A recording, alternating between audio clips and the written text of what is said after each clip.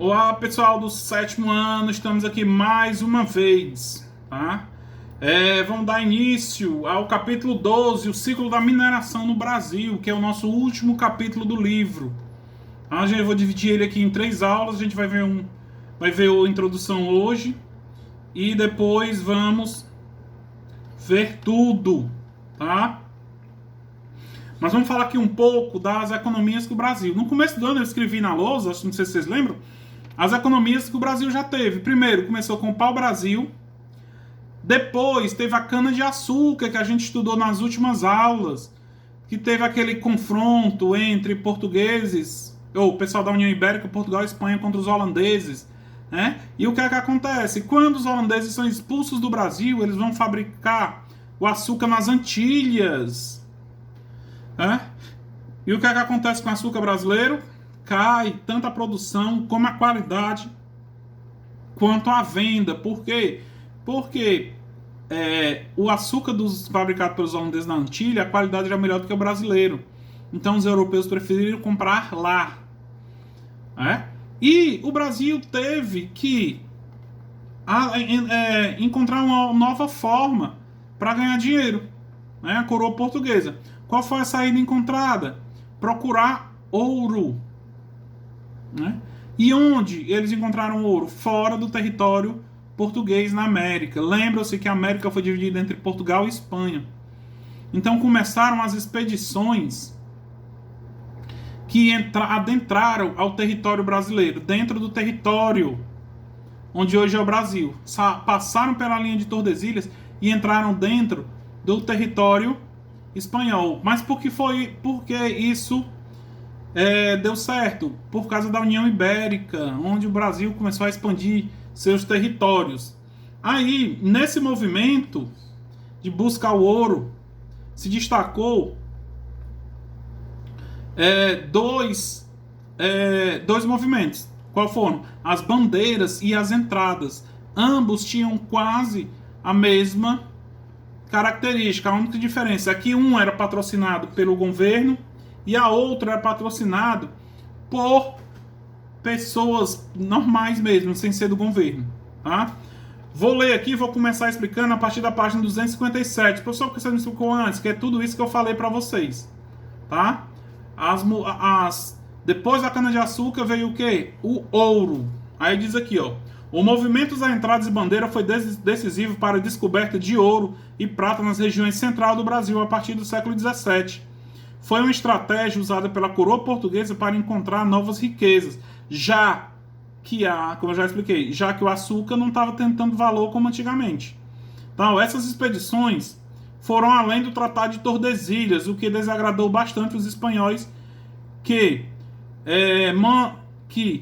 municiavam e preparavam os indígenas para resistirem às ações dos bandeirantes portugueses. Como eu falei para vocês, saiu do território que pertencia a Portugal. Agora vamos ver aí as características, a diferença das bandeiras e das entradas. Que elas não tinham o mesmo, eram quase o mesmo, mas tinham pouca diferença, como eu falei antes. Vamos ver as entradas. As entradas eram um conjunto de expedições organizadas pela coroa portuguesa, como eu expliquei antes, no século XVII, com o objetivo de encontrar minas de ouro, prata, para recuperar a economia que estava acabada por causa do declínio da cana-de-açúcar, além de escravizar nativos para trabalhar nas fazendas e nas possíveis minas de ouros a serem encontradas. Então, vocês vão ver que é quase a mesma coisa. A diferença é porque uma era patrocinada pelo governo, que eram as entradas, e as bandeiras eram por homens ricos. As bandeiras, expedições armadas que saíam da capitania de São Caetano, que tinham os mesmos objetivos das entradas, que eram escravizar índio e encontrar metais preciosos, ouro e prata. Aí venham, a diferença é que os bandeirantes foram organizados por fazendeiros e comerciantes, sem relação com a coroa portuguesa, como eu expliquei para vocês. As bandeiras tiveram 3 fases. Existem 3 fases de bandeira. Qual?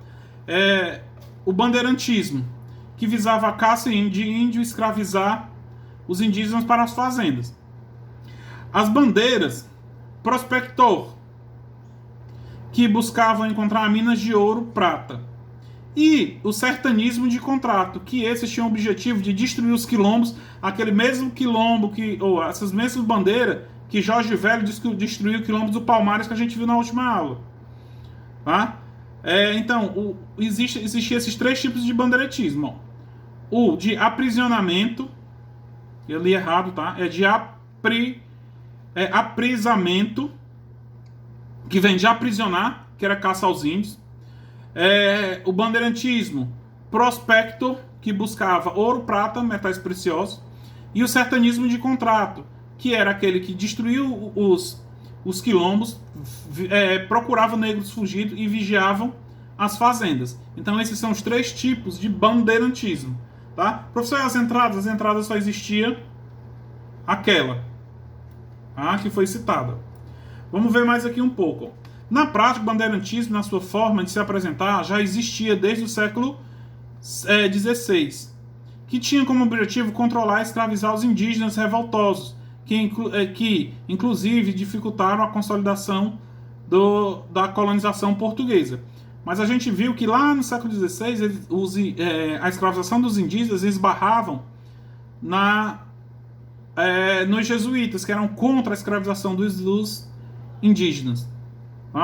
O bandeirantismo os bandeirantes tiveram muitas perdas humanas e gastos econômicos. Nesse sentido, a partir do século XVII, já durante a União Ibérica, os bandeirantes escravizavam os indígenas guaranis que já haviam sido catequizados pelos indígenas.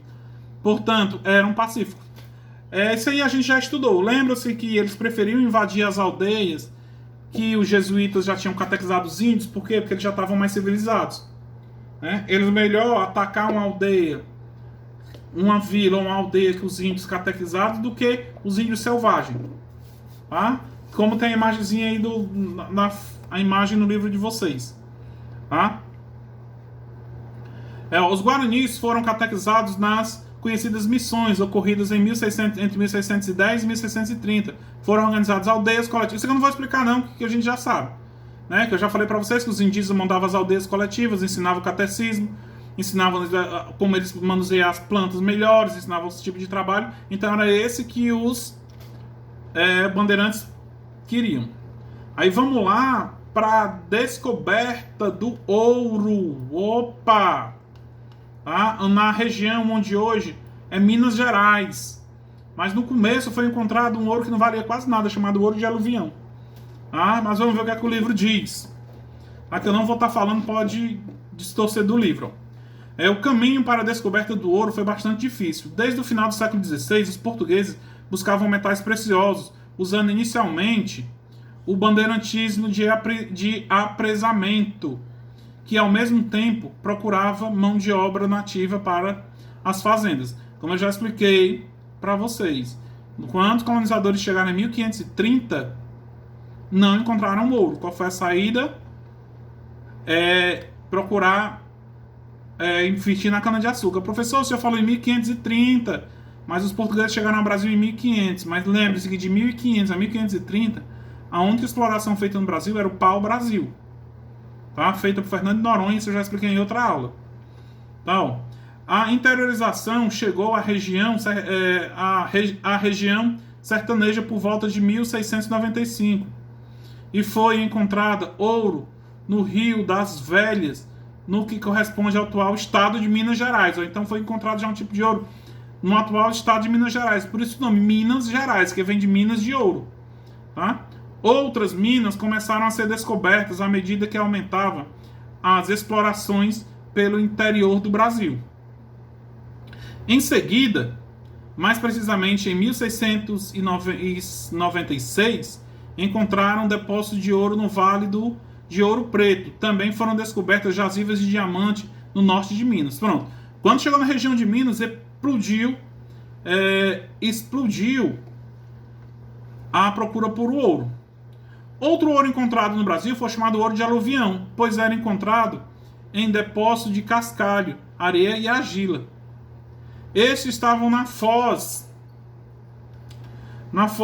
dos rios e dos riachos. tá? Que é o ouro de aluvião, estou confundindo com outra coisa. O ouro de aluvião é que encontrava as margens dos rios, só bastava limpar a água que encontravam. A quantidade encontrada era pequena e as expedições em busca de minas continuaram.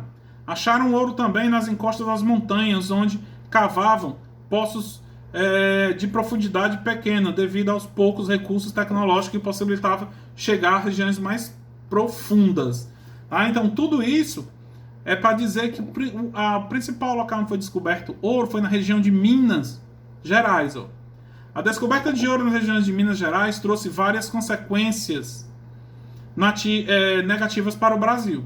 O primeiro, um grande êxito para a região, que causou um caos. Pessoal, foi descoberto ouro na região de Minas Gerais, onde hoje é Minas Gerais. Mas foi descoberto ouro no meio do nada, no meio do mato. Não tinha infraestrutura de nada, de casa, de alimentação, de nada. E de repente causou esse verdadeiro caos que eu acabei de ler, porque várias pessoas foram para lá. Se a gente tivesse em sala, vocês iam ver um documentário sobre a Serra Pelada aqui no Brasil. Foi um episódio no começo da década de 80, onde foi descoberto ouro numa região chamada Serra Pelada do estado do Pará, onde várias pessoas foram para lá atrás do ouro. Foi a mesma coisa que aconteceu aqui, ó. Então o caos se formou. O rápido e excessivo crescimento populacional gerava os problemas como péssimas condições de moradia, falta de urbanização, relação de trabalho precária e o desmatamento, que causava grande desequilíbrio ambiental. Cerca de 50 mil pessoas se deslocaram para a região de Minas Gerais, em busca de riquezas e melhorias de vida.